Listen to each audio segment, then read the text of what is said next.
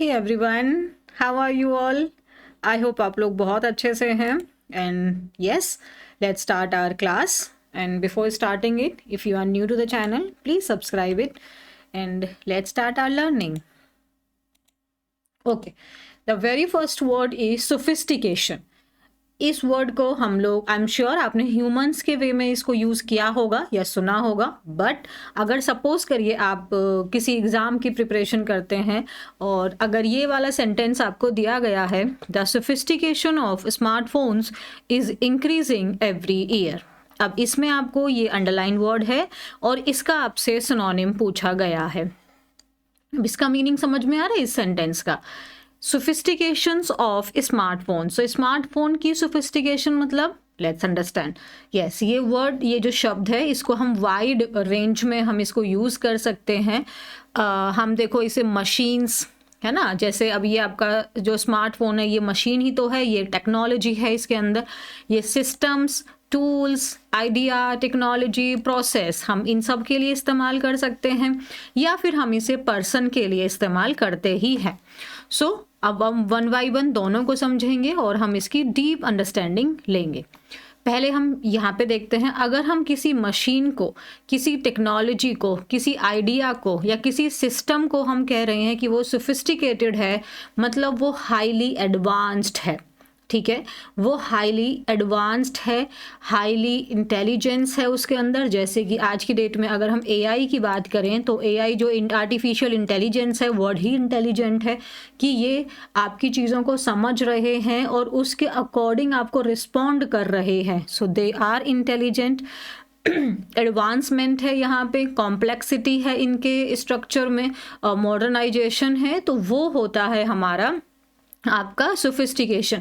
तो जैसे कि अगर आज की डेट में आप कोई भी आप अपना घर का सिस्टम ले लीजिए, सपोज आप वॉशिंग मशीन की बात करते हैं, तो जो आज से 20 साल पहले, 25 साल पहले जो वॉशिंग मशीन्स आती थी और जो एट प्रेजेंट की हैं, उनमें एकदम ड्रास्टिक चेंज है ना. जो अभी एडवांस वाली हैं वो सब कुछ आपका हाईली इंटेलिजेंट हैं, वो एडवांसमेंट है उनके अंदर में, मॉडर्नाइजेशन है. सो अगर हम किसी भी सिस्टम को, किसी मशीन को या टेक्नोलॉजी को हम सोफिस्टिकेशन कह रहे हैं, तो इसका मतलब वो बहुत ज़्यादा हाईली एडवांस्ड है. Okay, so high level of advancement, intelligence and complexity in design or function. Synonyms. अब एडवांसमेंट है, complexity, because this word is your noun, तो इसके सिनोनिम्स भी नाउन फॉर्मेट में ही है. MENTITY, ये सब बता रहा है कि इनके पार्ट्स ऑफ स्पीच नाउन है. The sophistication of smartphones is increasing every year. तो हर साल अब आपके जो स्मार्टफोन्स हैं उनके अंदर में जो आपकी टेक्नोलॉजी है वो आपकी और बेहतर होती जा रही है. हर एक लेटेस्ट जो आपका फ़ोन आता है वो पुराने फ़ोन के कंपेयर में कुछ नई चीज़ें उसके अंदर एड ऑन होती हैं, वो और ज़्यादा आपका एडवांस मोड होता है उसके अंदर. The sophistication of modern medical equipment saves millions of lives. That's so true. आज की डेट में जो हमारी मॉडर्न मेडिकल इक्विपमेंट्स हैं वो कम्प्लीटली क्या हैं, मॉडर्नाइज्ड हैं, आपके वो एडवांस्ड हैं. तो ऐसी ऐसी बीमारियों के इस समय पे हमारे पास क्योर हैं जो आज से 10 साल पहले, 20 साल पहले जो इम्पॉसिबल हमें लगते थे. और यही चीज़ है जो मिलियंस ऑफ लाइफ्स को हर साल सेव कर रहा है, बचा रहा है. तो सोफिस्टिकेशन का मतलब जो एडवांसमेंट है, जो इनोवेशन आ रही हैं चीज़ों में, डन है. अगर हम किसी पर्सन को सोफिस्टिकेटेड कह रहे हैं तो देखो, सबसे पहले आपको परसीव किस तरीके से किया जाता है. आपको सबसे पहले परसीव किया जाता है आपके ड्रेसिंग स्टाइल से. आप किस प्रकार से रेडी हुए हैं, आपने क्या ड्रेसअप किया है, उससे लोग आपको, जैसे हम लोग बोलते तो हैं डोंट जज a book by its cover, but लोग करते हैं. हमारा जो पहला इम्प्रेशन होता है किसी पर्सन का वो उसकी ड्रेस से ही हो जाता है. तो एक सोफिस्टिकेशन का फर्स्ट वर्ड होता है well dressed. You are dressed according to the occasion. एक जो सोफिस्टिकेटेड मतलब आप ओकेजन के अकॉर्डिंग ड्रेस्ड हुए हैं. ऐसा नहीं है कि वेडिंग है, आप किसी की शादी में गए हैं और एकदम आप फॉर्मल में चले गए, या आप मीटिंग में गए हैं और आप एकदम ओवरली ड्रेस्ड अप होके चले गए. सो यू लाइक आपका ड्रेसअप जो है वो बहुत मैटर करता है ना. और पर्सनालिटी को ऑब्वियसली ड्रेस से हमारी पर्सनालिटी उभर के आती है.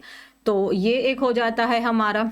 उसके बाद में the way we use our words, the way we explain anything, the way we talk, ये होता है हमारा।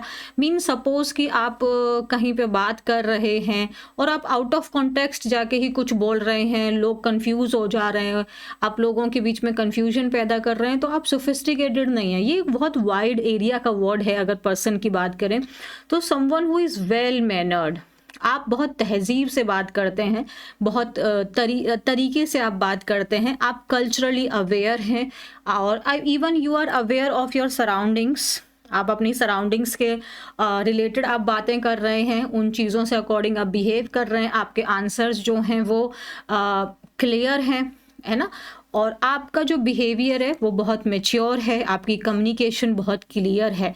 सो जैसे कि मैं जैसे कुछ ऐसे हमारे फेमस आपके कौन होते हैं, जैसे लीडर्स होते हैं, जैसे मुझे कभी भी टाइम मिलता है तो जो मैं मिस वर्ल्ड हो, जैसे कि मैं प्रियंका चोपड़ा है, मुझे वो बहुत पसंद है। व्हेन शी स्पीक्स लाइक वो रिफ्लेक्ट करती हैं एक पॉजिटिविटी, एक एनर्जी, एक कॉन्फिडेंस, आप महसूस कर सकते हो। जैसे ऐश्वर्या, इवन द सुष्मिता सेन, तो जब वो बोलते हैं तो एक क्लास आपको फील होती है, उनके शब्दों में बहुत ग्रेविटी होती है, बहुत सीरियसनेस होती है, and even the way they are dressed up, ठीक है। सो उसके मैनर में बात कर रही है, and you people are aware also about कि आप किस सिचुएशन में हो, तो उसके अकॉर्डिंग आप बिहेव कर रहे हो। सो ये एक बहुत वाइड एरिया है, आपकी पर्सनालिटी को दिखा रहा है, आपके अपीयरेंस को दिखा रहा है, आपके बिहेवियर को दिखा रहा है, ठीक है। अपीयरेंस आपका बहुत अच्छा है, पर्सनालिटी आपकी बाहर से बहुत अच्छी है, बट बिहेवियर बहुत ख़राब है, तो ऑब्वियसली फिर आप सोफिस्टिकेटेड की कैटेगरी से कट जाएंगे। सो एलिगेंस है, जैसे मैंने आपको एलिगेंट पढ़ाया था, एलिगेंट का मतलब you are beautiful, you are gracious, and आप बहुत अच्छे से बिहेव कर रहे हैं, वेल मैनर्ड है, रिफाइंड हैं आप, और क्लास एंड पोलाइट, तो just like a wow, just looking like a wow. तो जो उसकी आवाज़ है और the way she speaks, this shows true sophistication. So बहुत अच्छा वर्ड है ये, और बहुत बहुत डीप मीनिंग अपने साथ में ये कैरी करता है, ठीक है। नेक्स्ट क्या है हमारा, रैम्पेंट। रैम्पेंट का मतलब होता है कोई चीज़ जो बहुत तेज़ी से ग्रो कर रही है, बहुत तेज़ी से फैल रही है, और जनरली ये हार्मफुल चीज़ों के बारे में हम लोग बात करते हैं। कोई बीमारी हो सकती है, जैसे करप्शन है, या जैसे साइबर क्राइम है ना, तो कोई भी नेगेटिव चीज़ जो है वो बहुत तेज़ी से फैल रही है, तो ये एडजेक्टिव होता है हमारा। सो ग्रोइंग और spreading, fast and out of control. Fast यहाँ पे आपका एडवर्ब के पार्ट्स ऑफ स्पीच में है, ठीक है। सो डोंट गेट कंफ्यूज्ड कि फास्ट एडवर्ब कैसे हो गया, क्योंकि फास्ट आपका एडजेक्टिव भी होता है और फास्ट आपका एडवर्ब भी होता है, ठीक है। तो यहाँ पे ये एडवर्ब है क्योंकि ग्रोइंग बढ़ रही है, फैल रही है, कैसे, वर्ब को मॉडिफाई कर रहा है। सो मैं कह सकते, मैंने यहाँ पे हमने ऐसे लिखा, something that is growing and spreading very fast, ऐसे करके हम इसको कंप्लीट कर सकते थे। आउट ऑफ कंट्रोल हो रही है वो चीज़, खास करके कुछ चीज़ harmful, widespread, uncontrolled, excessive हो रही है, आउट ऑफ कंट्रोल हो रही है ना। और रैपिडली ग्रो कर रही है, मतलब बहुत तेज़ी से ग्रो कर रही है, स्प्रेडिंग फास्ट, और चारों तरफ फैल रही है, वाइड स्प्रेड। जैसे र्यूमर्स होते हैं, वो आपके, माय गॉड, अगर किसी की एक छोटी सी खबर आ गई और उस खबर में कोई ऑथेंटिसिटी है नहीं है, कोई फ़र्क नहीं पड़ता, वो इंटरनेट पे ऐसे वायरल हो जाती है, आप जानना भी नहीं चाहेंगे वो ऑथेंटिक है कि नहीं, बस उस पर विश्वास कर लेंगे और फॉरवर्ड करना शुरू कर देंगे। तो जो र्यूमर्स होते हैं वो एक बार न्यूज़ में आ जाएं, उसके बाद वो जो तेज़ी से फैलते हैं उनको वो अनकंट्रोलेबल होते हैं। Wild plant grew rampant in the abundant garden. Garden कैसा है, छोड़ दिया गार्डन, ये भी एक बहुत इंपॉर्टेंट वर्ड है। मैं CHSL की वोकैब में सॉल्व करवा रही थी, वहाँ पे ये सिनोनिम पूछा था इसका। तो अबेंडन का मतलब होता है आपने उस चीज़ को, उस व्यक्ति को, उस जगह को छोड़ दिया, लीव कर दिया आपने उसको। डेजर्ट होता है, वर्ब है ना ये, और यहाँ पे तो खैर एडजेक्टिव के राइट, यू लेफ्ट समथिंग और यू डेजर्टेड हो जाएगा यहाँ पे, है ना, रिलिंक्विश हो गया। तो जो वाइल्ड प्लांट्स होते हैं, यानी जो जंगली जो प्लांट होते हैं, अगर आप अपने गार्डन को छोड़ दो कुछ दिनों के लिए, उसकी केयर ना करो, तो जो जंगली प्लांट है वो बहुत जल्दी से ग्रो करने लगते हैं और चारों में फैल जाते हैं। स्पूफ्ड, स्पूफ्ड का मतलब है कोई चीज़ जो फेक है, जो नकली है, जो कॉपीड है और उसको बनाया गया तो ऐसा है कि वो असली दिखाई दे, लेकिन वो है वो नकली। और ऐसा क्यों गया है? ताकि लोगों को डिसीव किया जा सके। डिसीव का मतलब चीट करना, ठीक है। सो स्पूफ्ड, स्पूफ आपका वर्ब है। स्पूफ्ड को हम लोग यहाँ पे एडजेक्टिव की तरह यूज़ कर रहे हैं। मीन्स मेन बात है कि वो फेक है, फॉर्ज्ड है, नकली है, जाली है, नकल की गई है, इमिटेटेड है, मैनिपुलेटेड है, टेम्पर्ड है। तो जो मैसेज था वो कैसा प्रतीत हो रहा था, कैसा दिखाई दे रहा था? रियल, लेकिन एक्चुअली में वो कैसा था? वो कॉपीड था, वो बनाया हुआ था, वो मैनिपुलेटेड था, वो बोगस था, वो नकली था। हमें यहाँ पे वार्न किया गया है, हमें सावधान रहना है स्पूफ्ड कॉलर से, जो हमसे हमारे OTP की डिमांड करते हैं। तो आई होप आप इतने समझदार हैं कि आप ऑथेंटिक चीज़ों को, अपना OTP तो आप क्यों ही शेयर करेंगे, इतने समझदार आप हैं, मैं उम्मीद करती हूँ। नेक्स्ट वर्ड है हमारा एक्सप्लिसिट। एक्सप्लिसिट को आप ऐसे याद रख लेना, ये एक्स है और ये इन है, दोनों को देखो। एक्स कौन होता है? एक्स होता है जो आपकी लाइफ से बाहर चला गया। वैसे इस रूट वर्ड का मतलब भी आउट ही होता है, तो वैसे आउट है। अब ऐसे सोचो, कोई बंदा आपकी लाइफ से एक्सप्लिसिट हो, मतलब एक्स हो गया, बाहर हो गया। क्यों हो गया? क्योंकि आपको उसकी सारी सच्चाई पता चल गई, तो आपको उसकी सच्चाई बाहर आ गई, तो आपने उसको बाहर निकाल दिया, तो वो हो गया एक्सप्लिसिट। वैसे एक्सप्लिसिट का मतलब होता है कोई चीज़ जो एकदम क्लियर है, कोई चीज़ एकदम साफ है, एकदम डायरेक्ट है। So something that is very clear, direct and easy to understand, क्योंकि उसका कोई भी हिडन मीनिंग नहीं है। सो कोई भी उसमें कन्फ्यूजन नहीं है। आपको पता है ये सारे वर्ड्स बहुत इंपॉर्टेंट हैं आपके कम्युनिकेशन के लिए भी और आपके कॉम्पिटिशन्स के लिए भी। सो एक्सप्लिसिट मतलब something that is very clear, एकदम क्लियर है वो चीज़, डायरेक्ट है ना, स्ट्रेट फॉरवर्ड है, ईजी टू अंडरस्टैंड है वो चीज़, उसमें कोई हिडन मीनिंग, एब्स्ट्रूज नहीं है, वो क्लियर है वो चीज़। सिनोनिम्स क्लियर है, डायरेक्ट है, ऑब्वियस है वो चीज़, आपका डायरेक्ट है, स्पेसिफिक है, कुछ भी हिडन नहीं है उसके अंदर, वो डेफिनेट है। अनएम्बिगुअस, एम्बिगुअस का मतलब होता है अनक्लियर है वो चीज़, वेग है। और अन मतलब अनक्लियर, अब यहाँ पे भी एक और अन लगा दो तो अन हट गया, मतलब ये चीज़ एकदम क्लियर है, एकदम आपकी डायरेक्ट है। एम्बी का मतलब एक्चुअली में बोथ होता है, तो ऐसे वर्ड जिनके दोनों मीनिंग निकाले जा सकें, यानी हाँ भी ना भी, तो मतलब वो चीज़ अनक्लियर है, और अन मतलब विदाउट, तो वो उसके दो मीनिंग नहीं है, मतलब उसका डायरेक्ट एक ही मीनिंग है, स्ट्रेट फॉरवर्ड है वो। So he was explicit about what he wanted, तो वो एकदम क्लियर था अपनी डिमांड को लेके, जो उसको चाहिए था, मतलब वो अपने जो भी उसकी चीज़ें चाहिए थी, जो उसकी वांट थी, सबको लेके वो एकदम क्लियर था, उसने क्लियरली अपनी बातों को मेंशन कर दिया था। Your message was not explicit so people misunderstood it, तो आपका जो मैसेज था वो क्लियर नहीं था, तो इसीलिए लोगों ने उसको गलत समझा। सपोज मैं आपको कहूँ कि आज की क्लास 10 बजे है, तो आपको ये मैसेज आपका एक्सप्लिसिट नहीं है, ये आपका एम्बिगुअस है, क्योंकि इसमें से दो स्टेटमेंट निकल सकते हैं, 10 बजे मतलब मॉर्निंग में कि 10 बजे नाइट में, है ना। सो अगर मैं कहूँ आज की क्लास 10 बजे है, तो ये जो स्टेटमेंट है ये आपका एम्बिगुअस है, ये आपका अनक्लियर है, अनस्पेसिफिक है, ये आपका इनडेफिनेट है। ओके और इसका पार्ट्स ऑफ स्पीच क्या होता है? एक्सप्लिसिट का एडजेक्टिव है, तो इन सब का भी एडजेक्टिव ही है, ये सारे एडजेक्टिव्स हैं।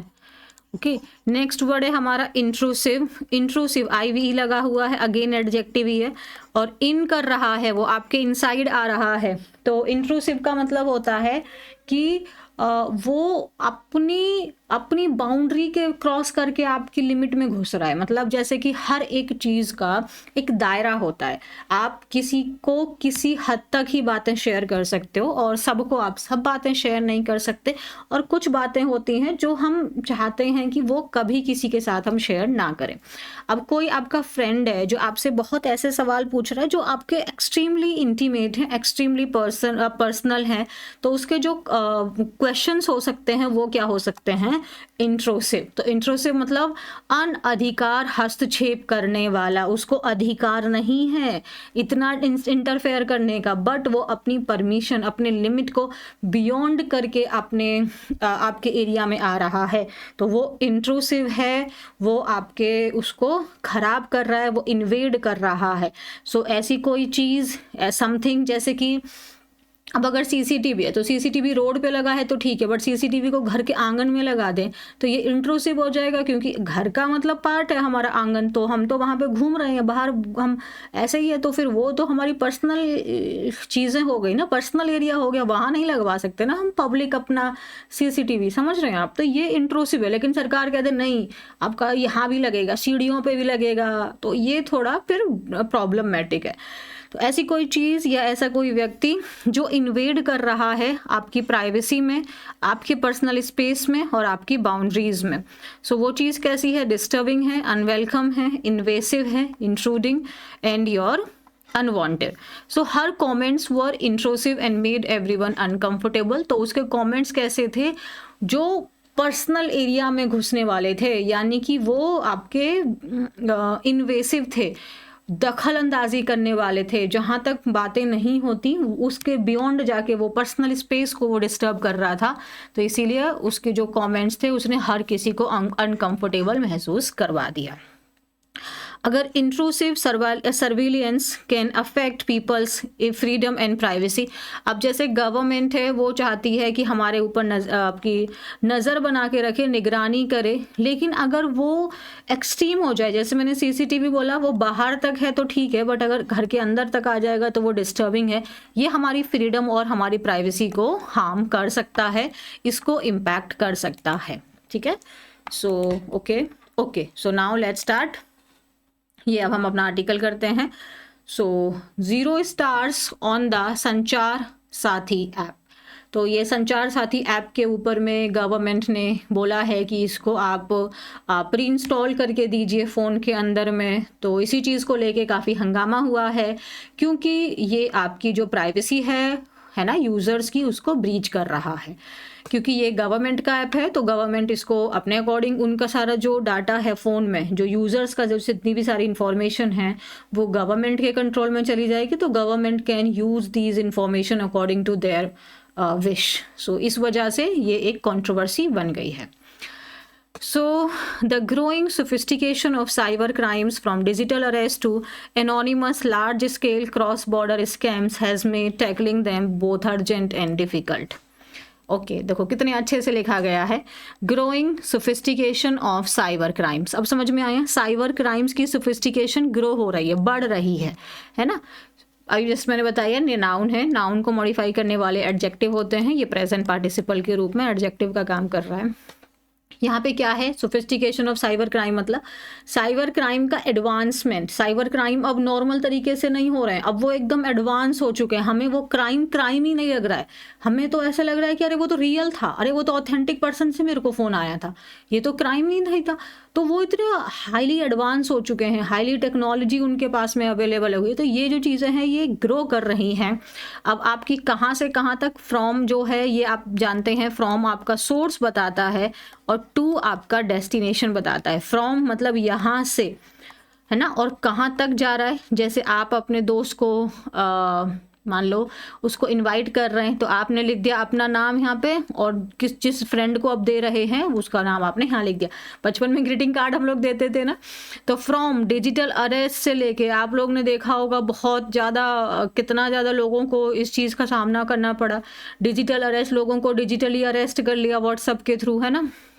अब यहाँ से लेके, फ्रॉम यहाँ से लेके पेयर बताया टू से एनोनिमस। एनोनिमस मतलब गुमनाम, ये भी बहुत एक इंपॉर्टेंट वर्ड है।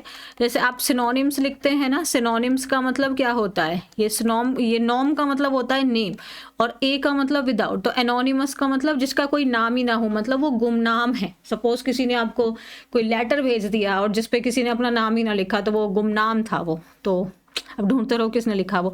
तो anonymous large scale cross border scams तक, तो डिजिटल अरेस्ट से लेके large scale cross border scams, जिनका कोई नाम ही नहीं है, कौन कर रहा है, उसके पीछे का कोई पर्सन नहीं पता चल रहा है। सो यहाँ से लेके यहाँ तक, तो ये फ्रॉम से लेके टू का पेयर बनता है, फ्रॉम का पेयर टू से ही बनता है।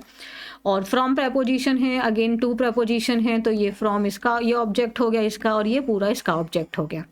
अब यहाँ ये काट दिया हमने, और ये वैसे भी हम देखेंगे तो कॉमा के साथ ये हमारी एडिशनल इन्फॉर्मेशन दे रहा था।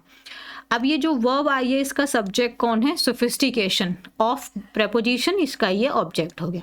सो सोफिस्टिकेशन, द ग्रोइंग सोफिस्टिकेशन किसका? साइबर क्राइम का।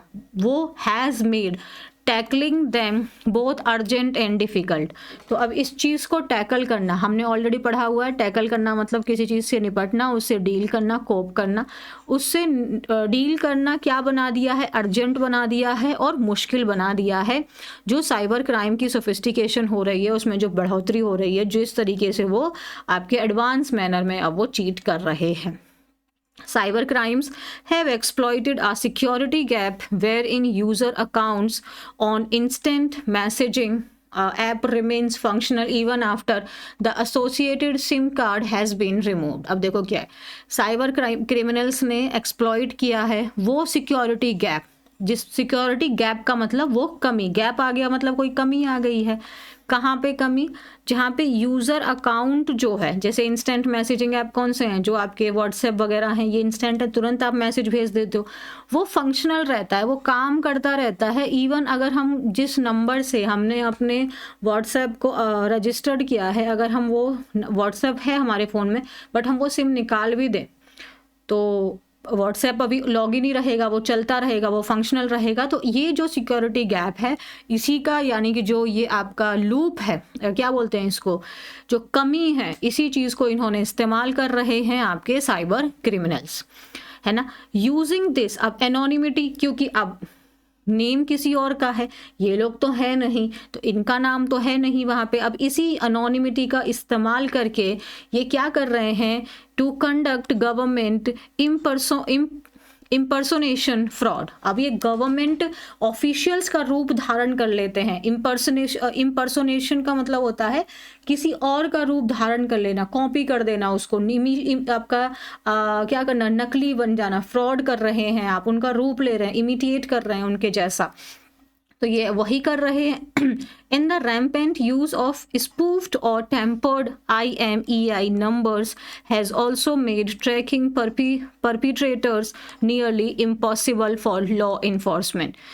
अब देखो यूज़ जो है ये वैसे जनरली हम लोग जानते हैं ये आपका नाउन वर्ब होता है ना, बट यहाँ पे ये नाउन भी है। तो यूज़ आपका नाउन भी, जैसे the use of this app, तो यूज़ क्या है? नाउन है यहाँ पे।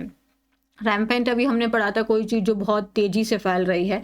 तो ये जो आपकी नकली, जो आपके कॉपी, टेम्पर्ड, जो IMEI नंबर्स का इस्तेमाल करके इसने क्या कर दिया है? ट्रैकिंग को, ये जो क्रिमिनल्स हैं इनको पकड़ पाना एकदम लॉ इन्फोर्समेंट के लिए मुश्किल कर दिया है।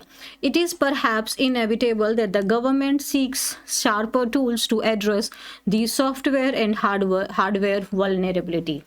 इट इज़ परहैप्स इनएविटेबल, ये शायद होना ही था, इनएविटेबल था ये चीज़। मतलब इनएविटेबल मतलब something that is sure to happen, that is something that can't be avoid, मतलब वो चीज़ होती ही होती। अब ये होनी ही थी, मतलब ये एक्सपेक्टेड थी, ये हमें उम्मीद थी सरकार से कि ऐसा होगा ही, कि गवर्नमेंट अब शार्पर टूल्स ढूंढ रही थी, मतलब अपने और अपनी टेक्नोलॉजीज़ को वो कैसे शार्प तरीके से वो मतलब अपना एडवांस टेक्नोलॉजी की तरफ वो कुछ करना ही था उनको।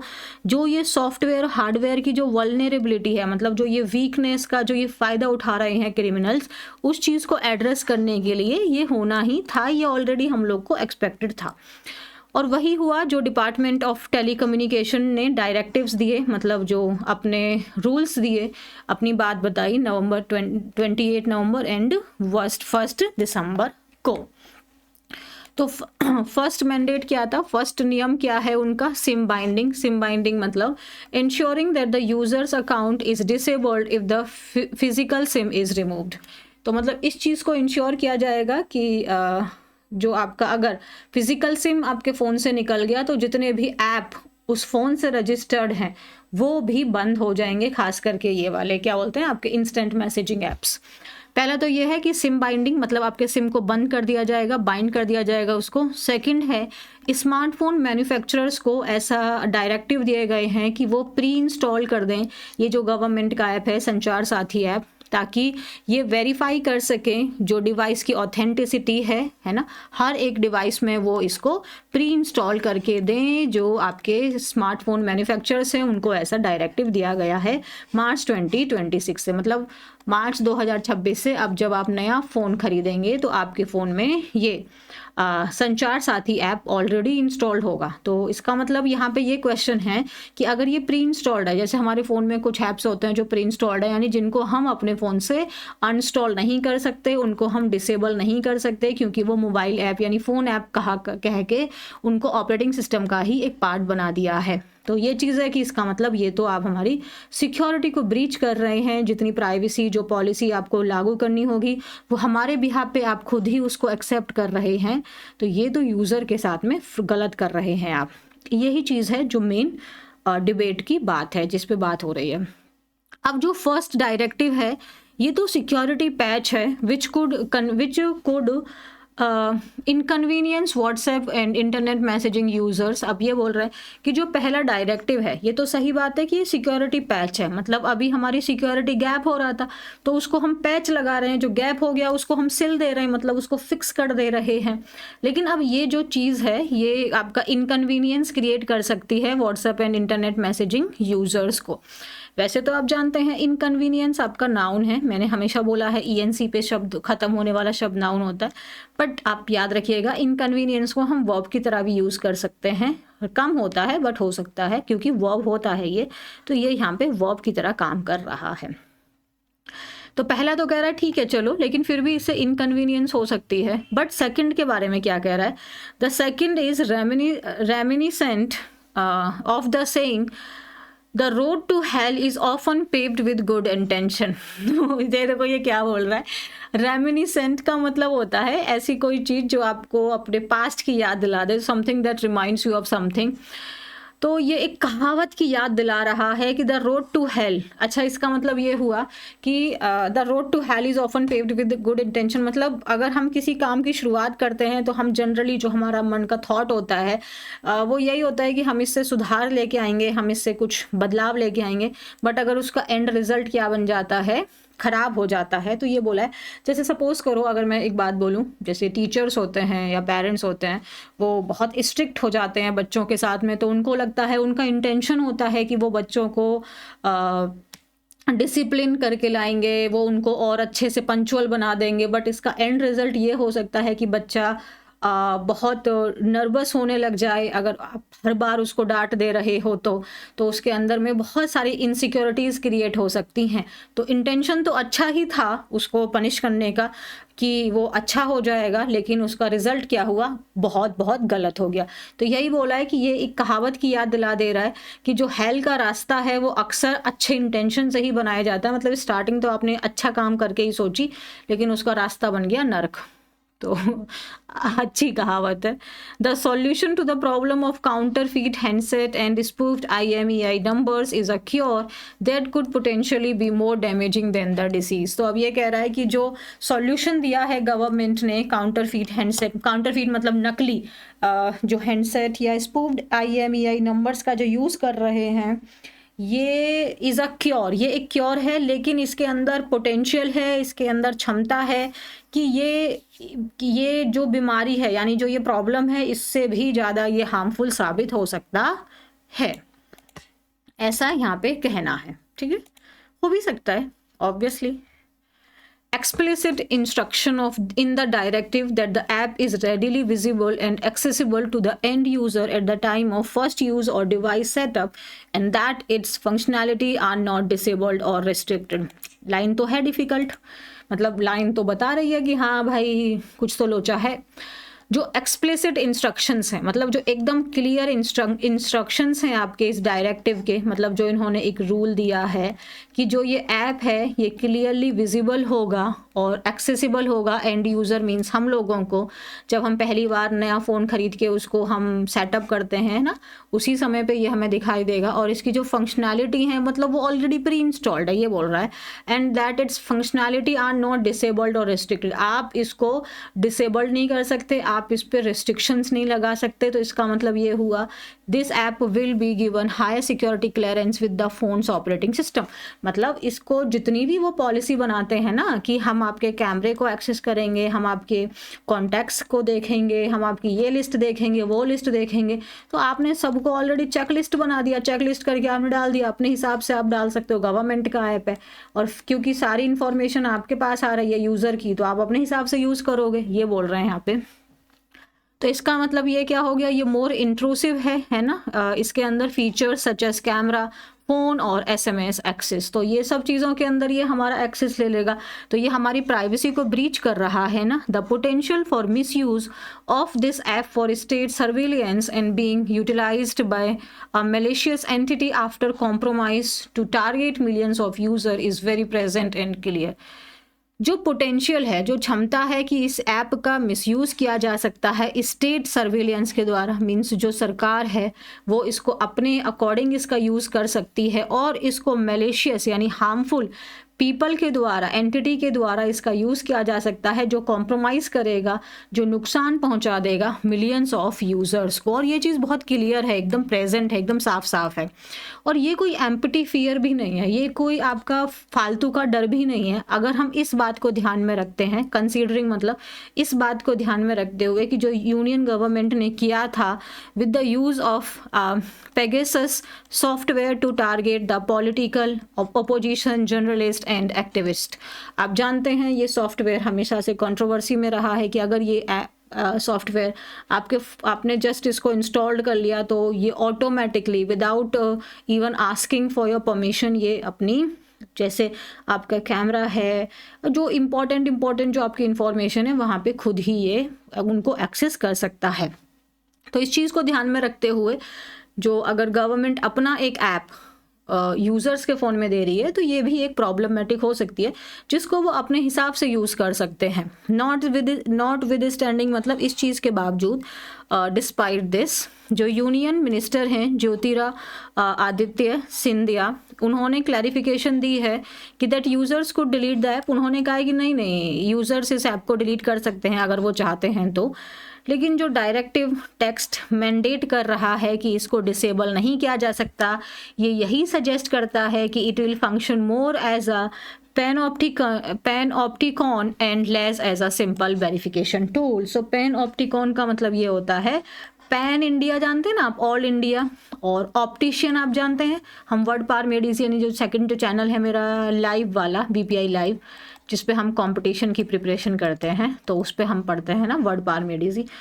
सो ऑप्टिशियन का ऑप्टिशियन में जो ऑप्ट है ये क्या कर रहा है, अपनी आँखें ही तो देख रहा है, विजन देख रहा है, हमारा सी कर रहा है, ये विजन है, सी है, सी। सो पेन ऑप्टिकॉन का मतलब होता है जो सब चीज़ें देख पा रहा है, तो वो हो गया हमारा।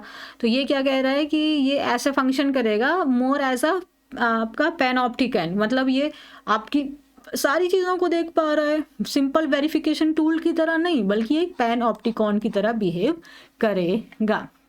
तो यार देखो, बहुत सही सी बात है कि हम अपनी प्रॉब्लम्स को नहीं बताएंगे और हम सिर्फ सरकार की सारी बात मान लेंगे, तो वो पॉसिबल नहीं है, क्योंकि ऑब्वियसली ये पर्सनल फ्रीडम को भी हार्म पहुंचा रही है।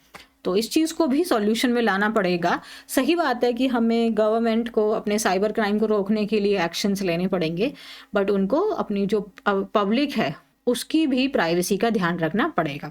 कल हमने ये क्वेश्चंस दिए थे आपको, आई होप आपने कर लिए होंगे। और एक बच्चा है जो करता है, बाकी बच्चे नहीं करते हैं, तो क्यों नहीं करते हो, आपको क्या दिक्कत है, कोई समस्या है तो बता दीजिए। तो चलो एक बार इनको डिस्कस कर लेते हैं। चिंता मत करो, थोड़ी देर आराम करोगे तो तुम्हारा मूड ठीक हो जाएगा। बहुत तरीके हैं, कल मैंने कहा था इसको टर्न अराउंड का इस्तेमाल करके आप बनाओगे, क्योंकि कल हमने वही की थी ना, ठीक हो जाएगा, बदल जाएगा टाइप्स में। तो डोंट वरी, थोड़ी देर आराम करोगे तो so after like don't worry you will feel bad, your like ऐसे बनाते हैं इसको, don't worry after having rest for some time your mood will turn around. After having rest for some time your mood will turn around. So don't worry, after having after having लगा देंगे, after having rest for some time your mood will turn around. शुरुआत में दुकान अच्छी नहीं चल रही थी, in beginning the shop was not working, the shop was not going well, लेकिन ऑनलाइन प्रमोशन के बाद बिजनेस सुधर गया, but after online promotion the business turned around. In beginning the shop was not doing well, but after online promotion the business turned around. मतलब change हो गया, उसमें सुधार आ गया. नकारात्मक सोच प्रगति के लिए हानिकारक है, तो इसके लिए हमने कल वर्ड पढ़ा था आपका इनिमिकल, आपका बहुत सारे शब्द हमने पढ़े थे, इंजूरियस पढ़ा था, डेट्रीमेंटल था, बट मैंने आपको इनिमिकल के थ्रू बनाने को बोला था. सो हम कैसे बनाएंगे? Negative thinking, the negative thinking is inimical to progress, प्रगति. सरकार ने विदेश में फंसे नागरिकों को वापस लाने की व्यवस्था की है. सो द गवर्नमेंट की मतलब पास्ट की बता रहा है. The government made arrangements for the, आपके कौन से थे वो, रिपैट्रिएशन ना. The government made arrangement for repatriation of for the citizens who were stuck abroad और who were stuck ओवरसीज. आप ओवरसीज भी लगा सकते हैं, मतलब उसमें फॉरेन ही होता है, विदेश होता है. इस स्थिति को लेके मेरी भावनाएं साफ नहीं है. इसको मैंने बोला था ग्रे जोन से बनाना है. So my feelings are in grey zone, my feelings are in grey zone regarding this situation. So regarding this situation my feelings are in gray zone, means I am not clear about it. And स्थिति ना अच्छी है ना बुरी है, बस बीच की है. The situation is neither good nor bad, it's gray zone. It's gray zone. So I hope कि ये आपके 6 sentences बन गए थे, और I hope आप अच्छे से पढ़ रहे हैं, बहुत सारा कुछ सीख रहे हैं. बस इतना ही, अपना ध्यान रखिए. और हाँ, आज का होमवर्क क्या है? आज का होमवर्क यही है कि जो हमने आज वोकैबुलरी की है उसमें से ही आप अपने खुद के शब्द चुनेंगे. मतलब 1 इसके 2 हैं, और 3, 4, 5 एंड 6, तो 6 सेंटेंसेस आप मुझे बना के देंगे. ठीक है, तो चलिए अपना ध्यान रखिए. Bye everyone. चैनल सब्सक्राइब नहीं किया, चैनल सब्सक्राइब कर लो. और क्या करना है, हाँ, टेलीग्राम ज्वाइन कर लेना, लिंक आपका डिस्क्रिप्शन में दिया हुआ है. बाय.